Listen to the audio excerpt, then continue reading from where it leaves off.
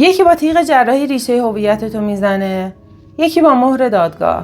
فرقش چیه؟ هیچی، فقط مدل شکنجه عوض میشه.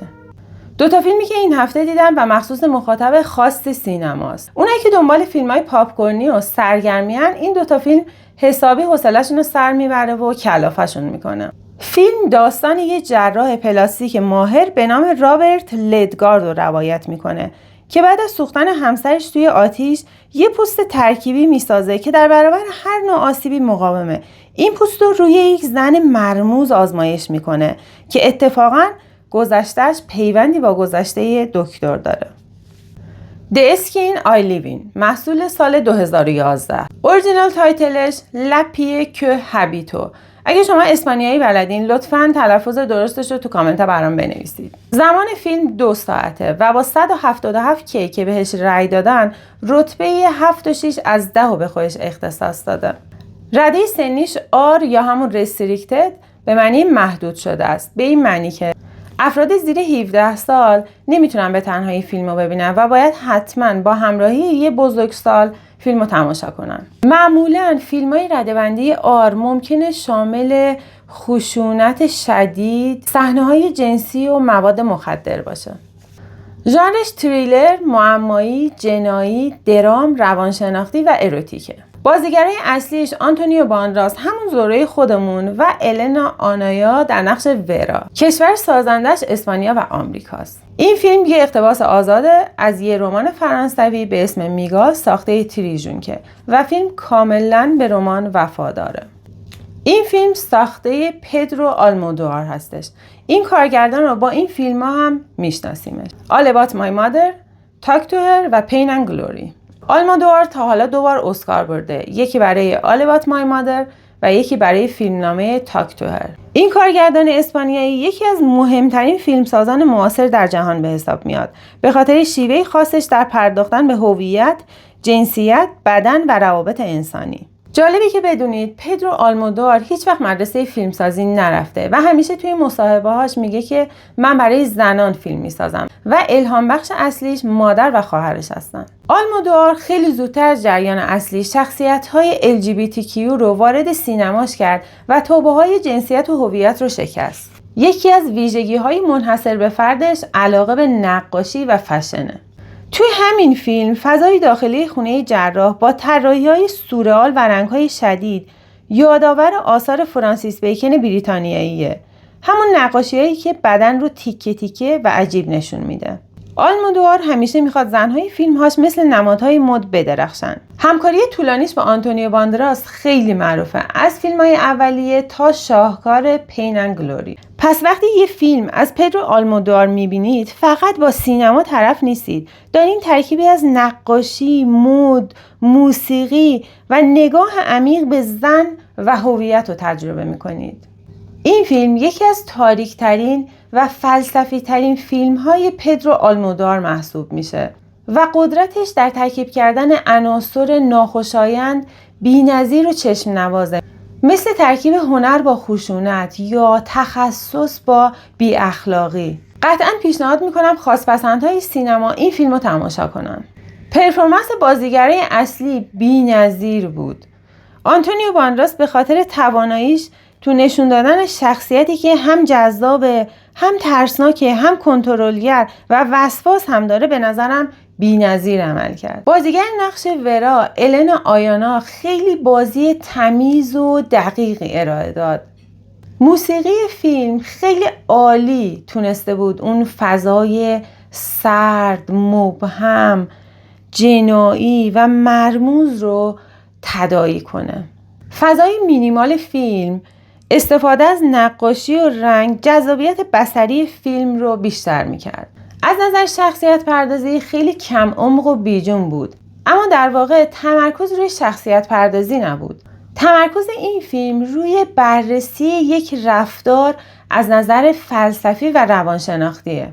انگار داریم تحلیل یه رفتار رو میبینیم و اصلا قرار نیست که با شخصیت ها ارتباطی برقرار کنیم. اگه هدف فیلم این داستان بود خب خیلی موفق بودن، ولی اگه اینطور نبود خیلی شخصیت پردازی ضعیف و کم عمقی داشت.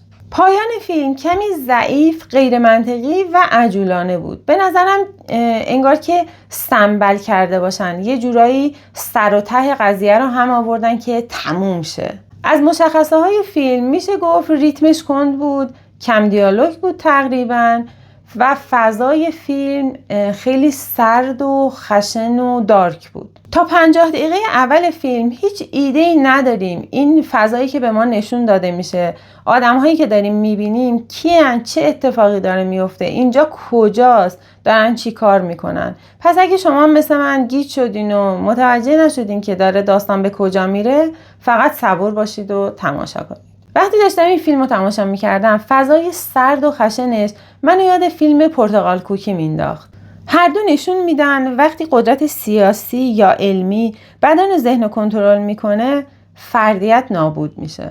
کوبریک بدن انسان رو مثل یک پروژه مکانیکی نشون میده.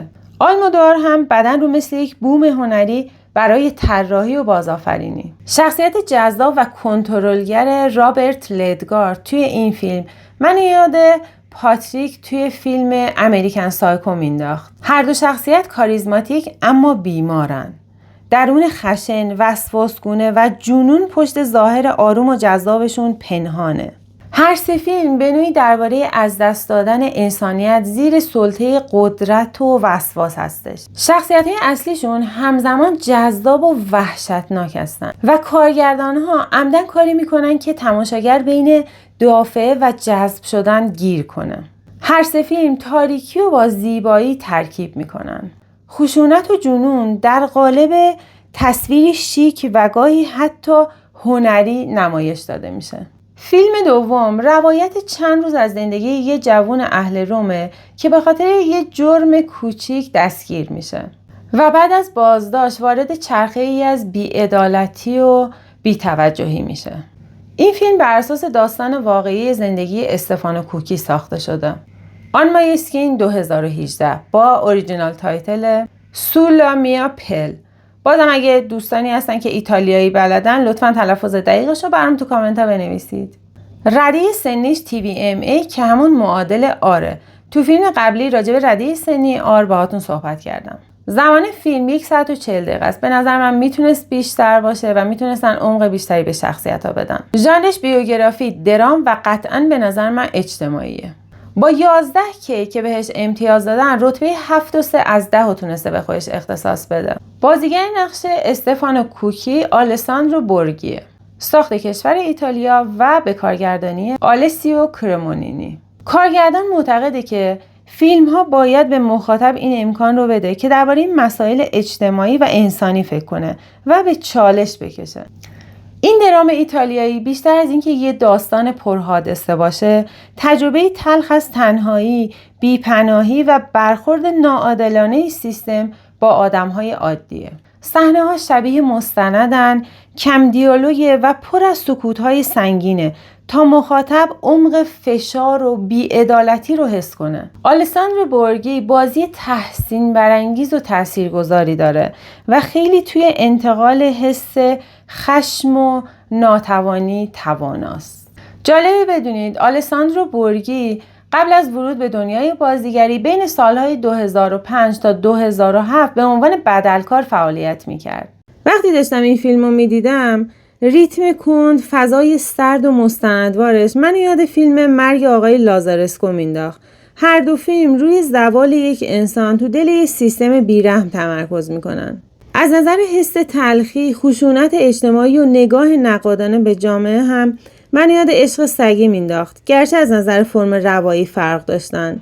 حس انزوا، سقوط، بی‌عدالتی و بی‌پناهی رو که با شدت به تماشاگر منتقل میکنه من یاد فیلم مرثیه برای یک رویا مینداخت. فقط فرقشون اینه که آن مای اسکین مینیمال تره و به جای فرم بصری پرزرق و برق ساده و سرد روایت میشه. درسته که اگه بشینید پاش بی‌عدالتی سیستم سیلی محکمی تو صورتتون میزنه، اما توصیه میکنم تماشا کنید و از اینکه این تبعیض سیستمی تونست یه بند به قوانین اون کشور اضافه کنه شگفت زده بشید.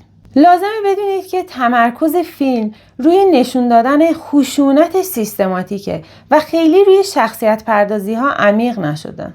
پیشنهادم بهتون اینه که بعد دیدن این دوتا فیلم زندگی نامه استفان کوکی و یه چند تا نقد و تحلیل از این دوتا فیلم رو بخونید تا درک بهتری از دیدگاه کارگردان داشته باشید.